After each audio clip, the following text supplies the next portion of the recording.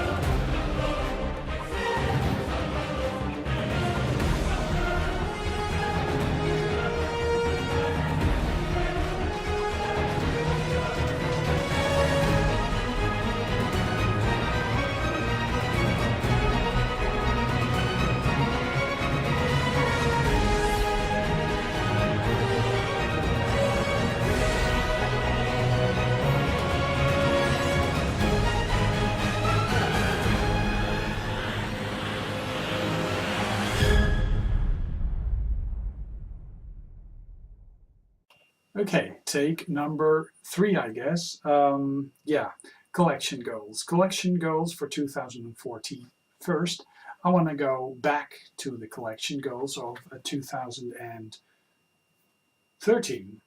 And I had had two goals. One of the goals was to see whether or not I would be able to finish more games, and I more or less somehow kind of succeeded in that. I mean, I actually played more video games, and I actually finished a couple of video games. I can't name any of them out of the top of my head, but the thing is, I was still very much pressed for time, so I basically have not very lengthy continuous amounts of time that I can devote to gaming, so it's kind of fragmented, and I gravitate towards the retro games, the arcade games more. Then I would go, for example, go play The Last of Us, which is a game that I attempted to get into, attempted to play, but couldn't get into that much because, you know, I lack the consistent stretch of time that actually is needed to finish such a game. So I basically did not attain that goal. I want to be able to play some more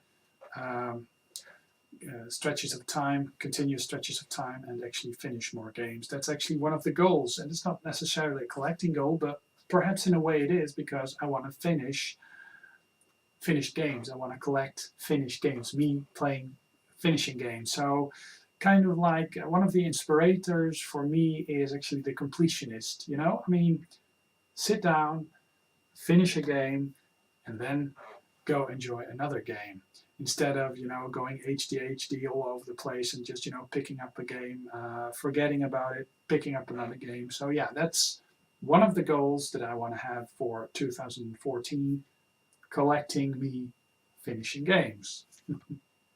Okay, another part. Another goal from last year was actually me trying to go for a specific system that I don't have very fond memories of, but always was very elusive. And with the help of Mr. Atari, I finally got around to getting one of these systems, and that's this system, the Atari Jaguar.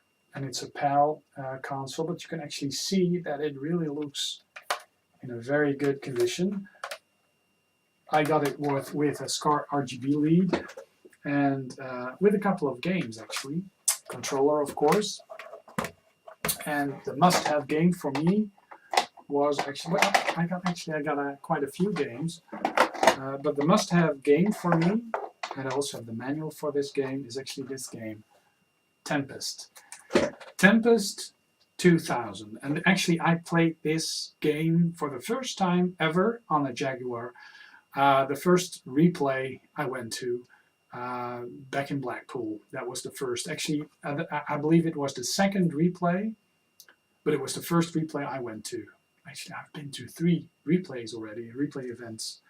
But yeah, I played this on Jeff Minter's Jaguar, and somehow it just clicked with me you know, if I only get a Jaguar for this game, it would be enough. So I got it with this game.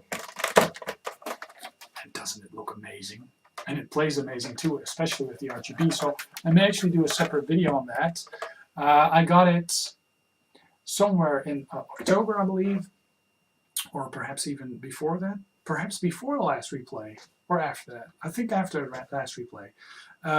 Yeah, after the last replay, I just had to go get a Jaguar. And I went to a Dutch gaming convention, saw it on sale. Mr Atari, great dude. I don't know if he has a YouTube channel, but I mean, Mr Atari, an amazing person, a Dutch guy, very into Atari. Actually, Mr. and Mrs. Atari, they always are on various retro gaming fairs in the Netherlands and Germany. And he is the guy that actually was able to stream Star Wars in color, first in black and white, then in color, off a hard drive on a very standard Atari XL, 800 XL. Sound and video, great. If you see it, amazing stuff. He hooked me up with some other games as well. Rayman, Bubsy, Cybermorph, and Dragon, Bruce Lee, the Bruce Lee story. So, and I mean, these cartridges, they are a bit reminiscent of the handles that you have on the Odyssey too, but yeah, I like them a lot. So one of the goals is actually to explore and expand more this system, and perhaps even get a CD attachment for it, and find me some of the good games. This system is in pristine, scratch-free. I mean, it does look amazing, but yeah. A PAL, of course. I'm not sure if the cards are actually region free. I really have to try to get to learn more about more knowledge and more information on this system. But yeah, it's kind of an underdog, and I'm actually quite curious as the underdogs. And yeah, doesn't this look like a PCI slot? It does for some reason. Oh well. Okay. Okay. Not necessarily a collection goal, but more of a way to think about my games and gaming is the fact that ever since I was very little, I had to be very prudent about which game I got, because taking back games to you know, to exchange them for another game really wasn't possible. Stores that sold games wouldn't take them back. There was no second-hand, really a big second-hand market. So whenever you bought a game, you really would have to think very hard about it, because you would be stuck with it, and no way to exchange it actually. So yeah, you know, that resulted in us not having a lot of games, but or me having a lot of games that I bought, but the games that I bought I actually finished. You know, put a whole lot of time in it, always ended up finishing the games, and that kind of changed when I got independent, got more, you know, a job, more disposable income. I kind of changed into not only buying the games that I liked, but also games that, you know, to complete a collection, get some 2,600 games and stuff, trying to buy the games that I didn't get to experience as a kid, you know, and actually buying into the possibility of actually, you know, being able to play those games, and yeah, not necessarily having the time to actually go finish them. So at a moment in time, I guess a couple of years back, I was inspired by X-File 2708 to kind of go for, you know, a complete Mega Drive, PAL Mega Drive, or a complete Japanese shmup, shoot 'em up collection, which I kind of did, but not completely. I was doing some Sega Master System games. You know, I don't want to devote my entire house to gaming. It's just the game room and a bit of a closet in the garage and some boxes in the attic. So it has to be confined to the study, the games room, and some closets. And there's a lack of space. So yeah, I'm in the process of rethinking what I want out of my games and what I want out of my gaming collection. I never actually threw anything out. The only thing gaming related I ever threw out was the PC box, the boxes where my PC games came in. I was still in college. I had little room, and I kept the CDs and the discs, and I put them in sleeves and these big folders. Saved the manuals, saved the serials, but I threw out the boxes. So that's actually the only gaming thing I ever threw out, and I am still very sorry about it. Yeah. So for me, it's kind of hard thinking about perhaps purging some of the collection. I actually don't see it happen. But I won't go for any complete. I just don't want to go buy a lot of games that I don't want to play. I just want to get the games that I'm interested in. Going back to that mindset of being a kid again, only buy the games that I really want to try, I really want to experience. Or perhaps people that that on YouTube that actually show you a game and that gets my interest and I want to buy it and play it later. But yeah, just focus on the games that I really want to play, focus on the systems that I really want to play, and of course I'll expand on those. But yeah, that's me. I'll get the collection bug every once in a while and just keep on. I'll just have some more games. So yeah, okay. Okay. Well, another goal for 2014 is actually try to get a system that Half Blind Gamer was very gracious to give me a whole bucket load of games for, and that's actually the Radifin. And yeah, what is the Radifin? Well, the Radifin is a game that actually plays these cartridges. Game cartridges. It's one of the first. It's one of the first multi-games, multi-cartridge systems, and yeah, it's very similar. This is a screenshot of a tank game. It's very similar to the graphics that you can find on the 2600. Only it's a very different system, the Radifin. So yeah, I am going to perhaps go get a Radifin. If not in 2014, it's definitely going to be 2015. But that's one of the collection goals I have, to experience and sample the system. So yeah, thanks, Seb, because the retro gaming convention. I think in February there's another gaming convention in the Netherlands, so I may actually go there. But yeah, go get myself a Radifin. Another goal. Try to get more Vita games. I got this system a while ago, and I'm really impressed by the build quality, the quality of the games, and because of the connectivity with the PlayStation 4, which I don't own yet. But yeah, this system is something that I want to explore. It's one of my current gen systems. I have a Wii U. That's my other current gen system. Very sorry that it kind of bombs, but I got some great games for it that I still have to finish. But I got some current gen titles of them on it, some third-party titles as well, and I'm still hoping Nintendo will bring out some more first-party titles. So, but yeah, Nintendo, explore the Wii U, support the Wii U.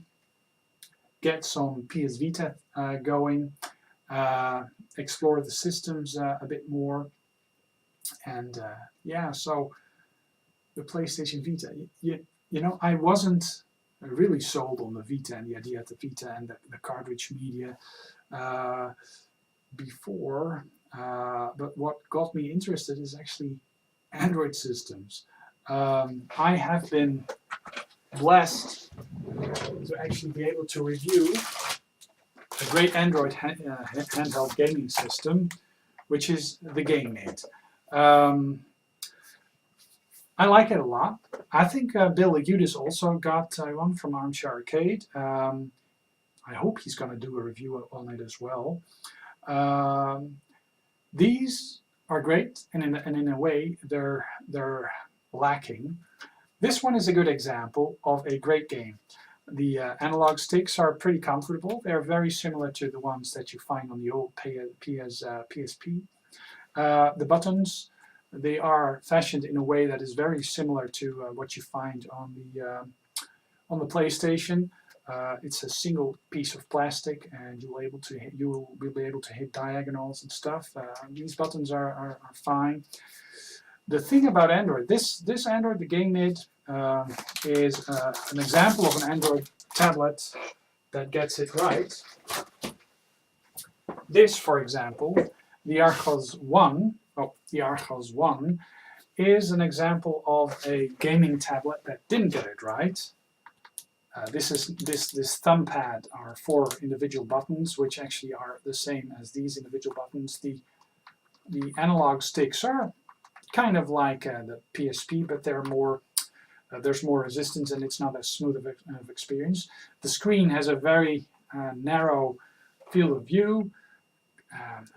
PlayStation Vita has a great field of view. The GameMate as well. Battery life is atrocious, and yeah.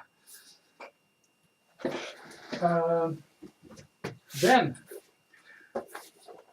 you got this, the JXD S7300, a Chinese build system. I believe Maximum RD also has one of these. The thing is that these analog controllers are not really analog controllers. The GameMate does have analog controls. They often are mapped on this. This thumb pad is. This feels quite similar to a Nintendo controller, so it's better than the Archos gamepad number 1. What I have to review, and I still have to review this year, is actually this, and that's the Archos gamepad number 2.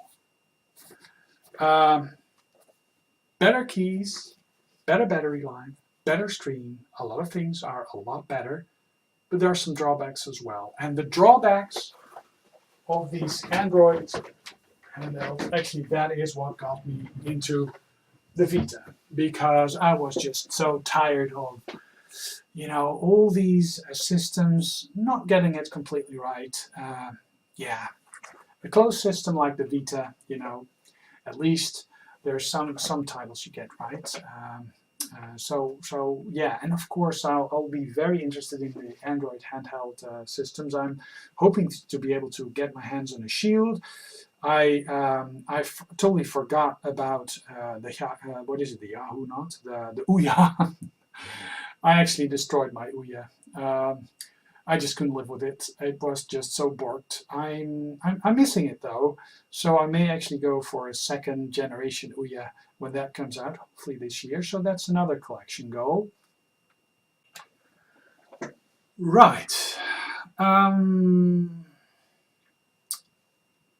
If I'm thinking about purging a system, it may actually end up being the original Xbox, even though it is just very moddable and there are some great games on it. There's not many exclusive, although Halo and stuff. It depends. It depends on how the backwards compatibility with the original games with the 360. I mean, there's a lot of games that just don't run on the 360, so I may actually hold on to one. I was actually almost in a state of mind that I actually was getting a lot of Xbox 360 games. Not sure yet. The PlayStation Vita actually, and the original PlayStation, actually, I'm not sure, but down here is a PlayStation 1, an American PlayStation. Oops, yes. Hello. Focus, focus, focus, focus. You can do it, you can do it, you can do it, you can do it. Yes. Ha! Focus, yeah. Original NTSC PlayStation 1. I want to get some more games for it. This system I got from very, very generous from the Crow, and I got a whole stack of NTSC games. Some of them I got already, and he just magically got me some other games. Actually, I got some more NTSC games with another NTSC console, but I ended up with some doubles, and the doubles that I have are these: Namco Museum 1 and 3. I do have the complete 5-disc PAL games, but I want to complete the NTSC series as well. So, you know, 2, 4, and 5 is what I need for the NTSC. And I don't care if it's the blue, oh, the green, what is it, special edition, special greatest hits edition. But that's one of the goals as well. And then I've been inundated with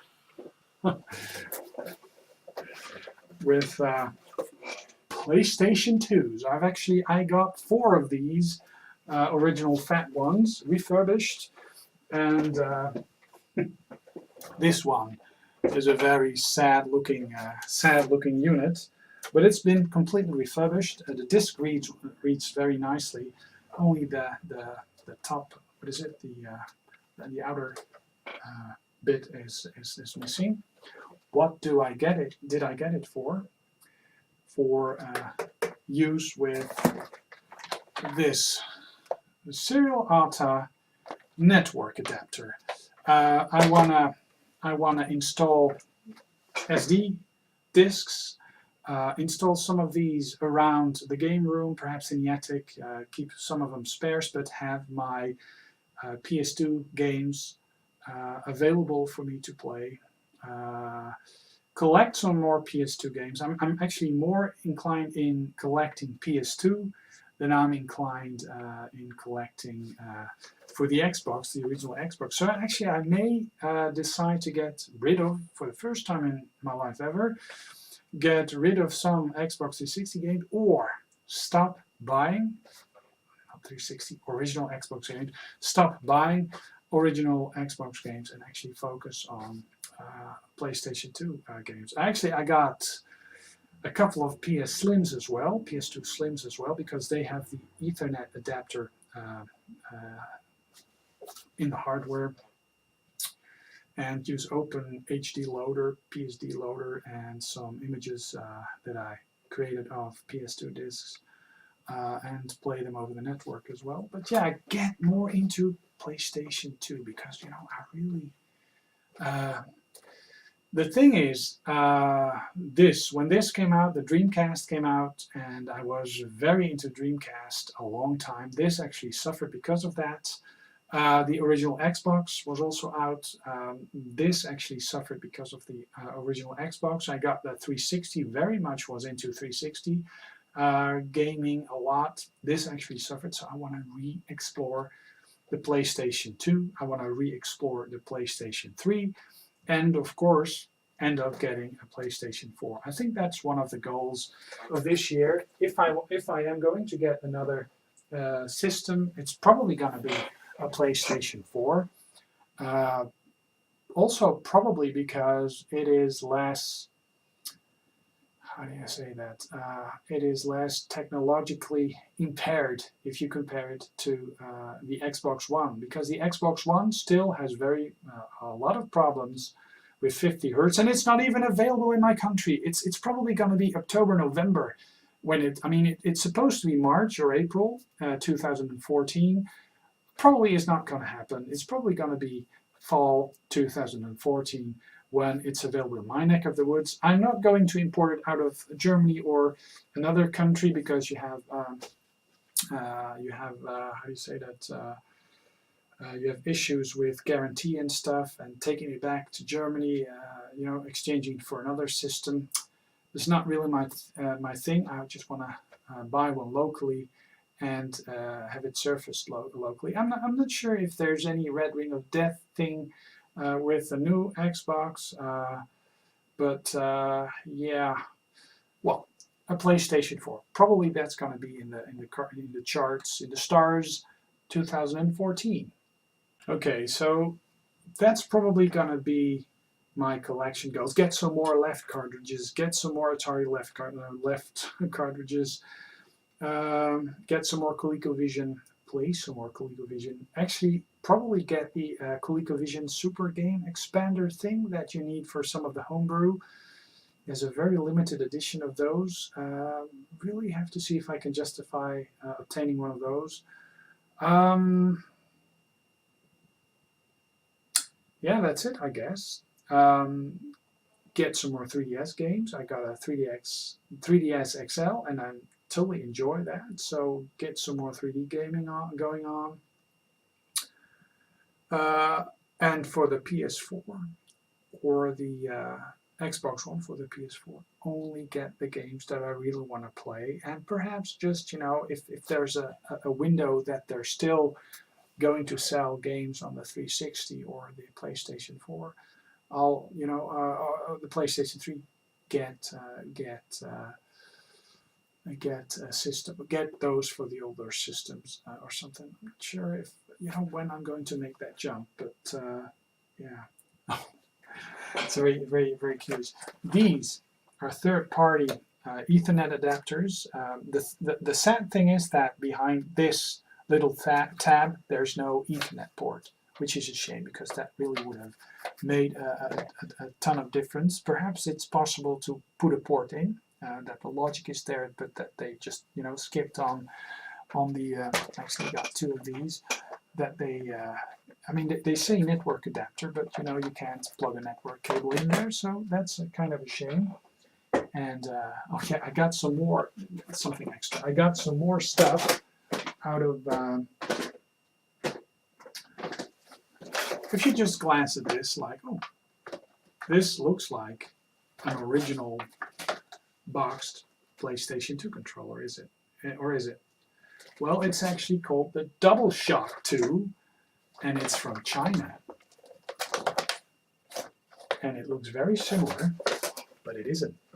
This is actually an original. And yes, I do have some original Dual Shock controllers. This is an original PlayStation 2 Dual Shock. And if you hold this one next to it, you can see that the packaging is very, very similar. So yeah, curious after the quality of this controller. A lot of people are very, very satisfied with this. The buttons seem to be very nice, and the cable is very nice and long. I just love the way a PlayStation 2 controller looks. I love the way the PlayStation 3 controller looks. Yeah, I'm quite partial to the way PlayStation looks and feels, and the way the memory cards look. I'm not sure. I'm kind of getting a kind of a PlayStation feel here. Yeah, that's it, I guess. So, Mark signing out, and this was my collection video thing. Yeah. Thanks to Atarileaf, Jeremy, for creating this video, this yearly video. It's been a pleasure doing this response. I took my fair bit of time. This is actually the third take, and I'm actually cutting it up in various pieces because the audio was just desyncing. Something else I got, two of these. And that's actually a way to use a PlayStation 2 controller on a PlayStation 3 or a PC, which is a USB to PlayStation adapter. And I actually have quite a few PlayStation controllers. Actually, I got a second blue controller. And I've got a red one and another blue one. So yeah, that's actually very nice. DualShock controllers. Okay, so yeah, I'm hoping my editing software will be able to digest this without desyncing it. And yeah, Mark signing off, and I'll be back with another video soon. And then we'll have the exploding mouse bit and stuff. And I believe I'm very close to getting 1,000 subs. Should do a video about that if I'm reaching that, when I'm reaching that. Anyways, a huge thanks to everybody that subscribed to my channel and make this possible. And yeah, I should make a video on 1,000 subscribers when I get there. And yeah, okay, Mark signing off. I'll be back with another video soon.